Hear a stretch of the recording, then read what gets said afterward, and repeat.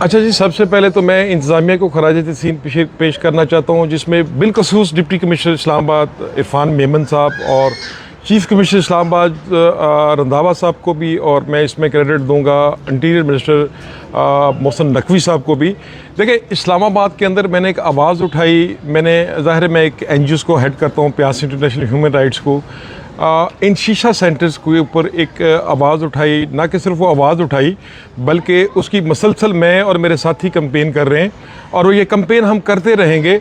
रही बात कैंपेन की, तो जिसमें इंतज़ामिया ने बहुत सारे शीशा सेंटर्स को सील किया, बहुत सारे ड्रग सेंटर्स को सील किया। मैं ये समझता हूँ कि अभी भी हमारी इंतज़ामिया बेबस है, क्योंकि उनके ऊपर प्रेशर बहुत ज़्यादा आता है इनको।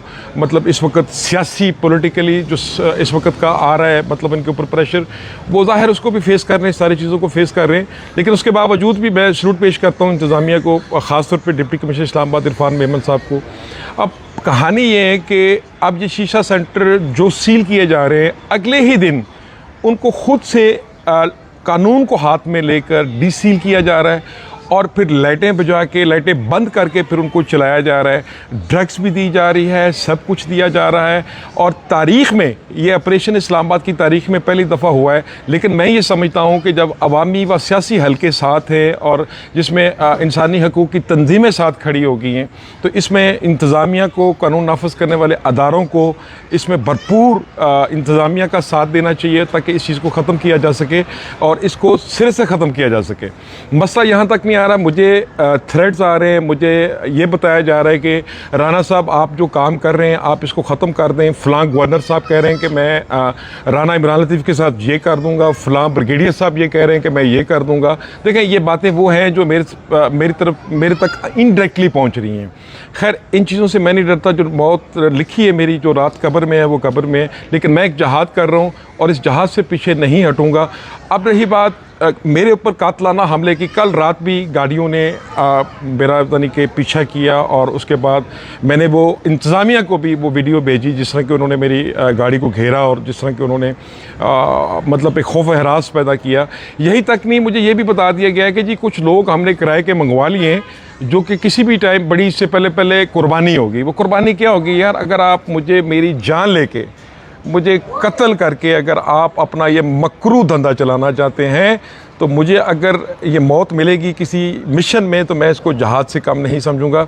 मैं इस पर ख़ास तौर पे आर्मी चीफ़ एयर मार्शल और field marshal army chief general Asim Munir साहब, कम से कम उनके होते हुए मैं इस मुल्क के अंदर अपने आप को महफूज समझ रहा हूँ। बाकी ऐसा नहीं कि बाकी जो कानून नाफिज करने वाले अदारे बैठे हैं या हमारे पार्लियामेंट बैठे हुए हैं या बाकी बैठे हुए हैं, वो सारे बेकार के बेकार हैं। लेकिन वो चूँकि इनके साथ कहीं ना कहीं कनेक्टेड है, तो ये सारी चीज़ें मैं इसलिए आपके नॉलेज में दे रहा हूँ।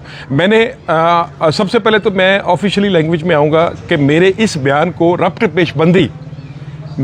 रब्ट पेशबंदी समझा जाए और इंदराज किया जाए। आज इस्लामाबाद अली नासिर रिजवी साहब को चाहिए कि इसके ऊपर नोटिस लें, मुझे सिक्योरिटी भी देनी चाहिए।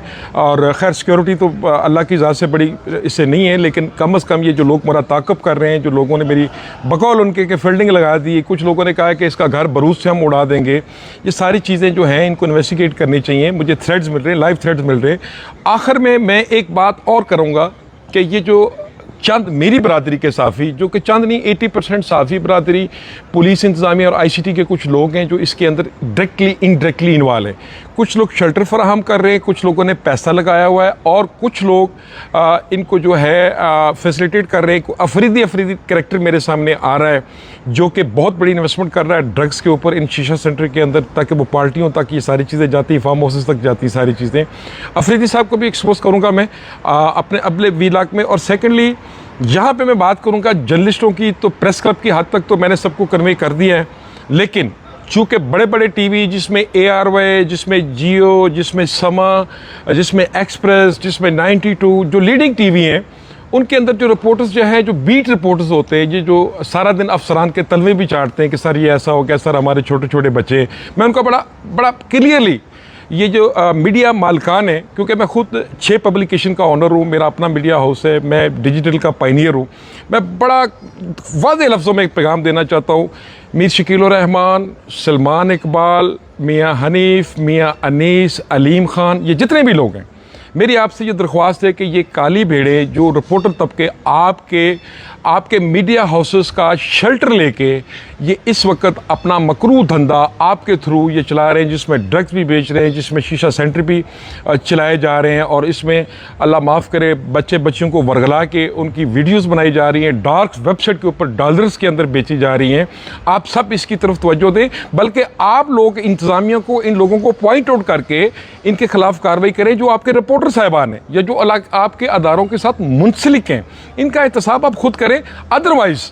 अदरवाइज मैं हर उस मीडिया सेंटर के मालिक को बिमा तस्वीर, बिमा अदारा, बिमा उस रिपोर्टर, और रिपोर्टर को तो मैं उसकी तहसील, उसके विलेज, उसके डिस्ट्रिक्ट से ले रख के छापना शुरू करूँगा। मैं सबको छापूँगा। मैं इस जंग में चाहे मेरी जान चली जाए, मैं पीछे नहीं हटूँगा जब तक ये ड्रग्स माफिया, जब तक ये शीशा माफिया सारा ख़त्म नहीं हो जाता। मैं पीछे नहीं हटूँगा। मेरे लिए बारूद मंगवाएं, मेरे लिए आप इलाका गैर से कातल मंगवाएं, आप मेरे पीछे गाड़ियाँ लगवाएं बगैर नंबर प्लेटों वाली, आप कुछ भी करें। मेरी जान जाती है तो मैं समझूंगा कि मैंने अपने मुल्क के लिए कुछ किया। मैं यहाँ पे इस्लामाबाद के अवामी और सियासी हलकों से भी अपील करता हूँ कि मेरी वो आवाज़ बने। कल को इस जगह पे खुदा ना खास्ता आप या आपकी फैमिली या मेरी फैमिली भी हो सकती है। आखिर में यही कहूँगा कि अगर कानून नाफिज करने वाले अदारे मेरी आवाज़ को सुन रहे हैं तो कम अज़ कम मुझे इस चीज़ों को इन्वेस्टिगेट करके मुझे शेल्टर दें।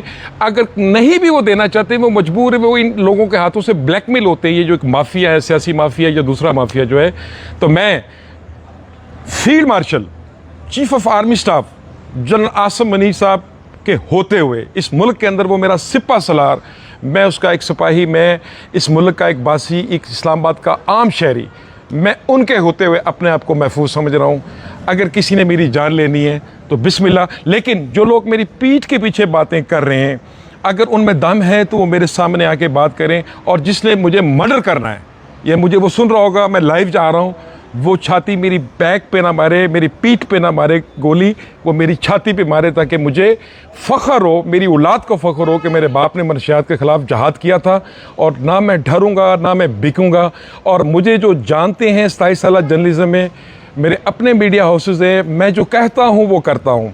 मेरे ये टीवी मालकान, मीडिया हाउसेस के मालकान से पुरजोर अपील है कि इन काली भेड़ों का, इन रिपोर्टर्स का, इनकी एसेट्स इंक्वायरियाँ भी करवाएं। ये बंगलों में कैसे बैठे हुए हैं, सबसे पहले तो मैं अपने आप को पेश करता हूँ।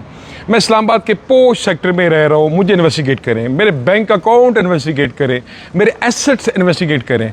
ये हम सब एक एक करके तिनका तिनका इकट्ठा करेंगे और फिर जाके इस मुल्क को हम अपने हिस्से का जहाद दे सकेंगे। तो मैं आगे चल के अब इसी प्यास इंटरनेशनल ह्यूमन राइट्स के ऊपर मैं करप्शन के ख़िलाफ़ आवाज़ उठाने जा रहा हूँ, जिसमें मैं चाइना और दीगर बाकी कंट्रीज़ में जैसे कि सजाए मौत है करप्शन के ऊपर, मैं वो कैंपेन चला रहा हूँ। आज मैंने रूफ टॉप के ऊपर एक कैंपेन चलाई जिसमें CDA को मैंने एड्रेस किया, चेयरमैन CDA को, इंटीरियर मिनिस्टर मोहसिन नकवी साहब को मैंने एड्रेस किया, जिसमें मैंने जो भी कंसर्न उनके अफसरान उनको क्या कि एक प्लाजा बनता है, प्लाजे के ऊपर आप टैक्सेस ले रहे हैं, बोर्ड का आप टैक्सेस ले रहे हैं, लेकिन उसके ऊपर एक रूफ टॉप होता है। वो रूफ टॉप ना मैंने ज़ाती तौर पे इन्वेस्टिगेट किया है, मेरे लड़कों ने इन्वेस्टिगेशन की है, ना तो उन रूफ टॉप का ला कोई BCS के पास मौजूद है, ना ही कोई किसी किस्म का ला DMA के पास मौजूद है। मैं इसमें चाहूँगा कि डायरेक्टर DMA और BCS के जो हेड है और चेयरमैन CDA रंधावा साहब इसमें ज़ाती तौर पर दिलचस्पी लेके ना सिर्फ इनको फ़ाइन करें, बल्कि इनके ये सारे प्लाजे इनके जो है सील करें, ताकि ये जो अरबों रुपए की, करोड़ों अरबों रुपए की महाना CDA हुकूमत पाकिस्तान को नुकसान उठाना पड़ रहा है, जो फक्की पड़ रही है, कम से कम इससे छुटकारा मिल सके। तो मेरी आवाज़ बने। मैं अपनी ज़िंदगी वक्फ कर चुका हूँ सिर्फ पाकिस्तान के लिए। मैं अपने हिस्से का जहाद करूँगा, करता रहूँगा, मरते तक करूँगा। जिसने भी करना है मुझे नीचे कमेंट से मेरे साथ जुड़ें, आएँ। हम पूरे पाकिस्तान में आज 11 लड़के हैं मेरे पास, जर्नलिस्ट भी है, वो ज़ाहिर है मेरे 40-50 शागिर्द हैं इस्लामाबाद के अंदर, 27 साल जर्नलिज्म के अंदर मेरे। मैंने जो उनके अंदर मोहब्बत पाई इस मुल्क के लिए, जो मुल्क को संवरता देखना चाहते हैं, आज मैं 11 मुजाहिद, 11 समाजी कारकुन, 11 वो लोग जो इस मुल्क को फलता फूलता देखना चाहते हैं, उनके साथ इस्लामाबाद वफाकी दारुल हुकूमत के इस चौराहे पे बैठ के अकेला इस चीज़ का ऐलान करता हूं कि उनको मैं लेके चल रहा हूं। अब मैं पूरे पाकिस्तान के अंदर इनकी मेंबर साजी करूंगा और मैं एक छोटा छोटा कतरा से पूरा एक समंदर भरूंगा। इस कैंपेन को बनाऊंगा रिश्वत #रिश्वत अब नहीं, मनशियात अब नहीं। सलाम।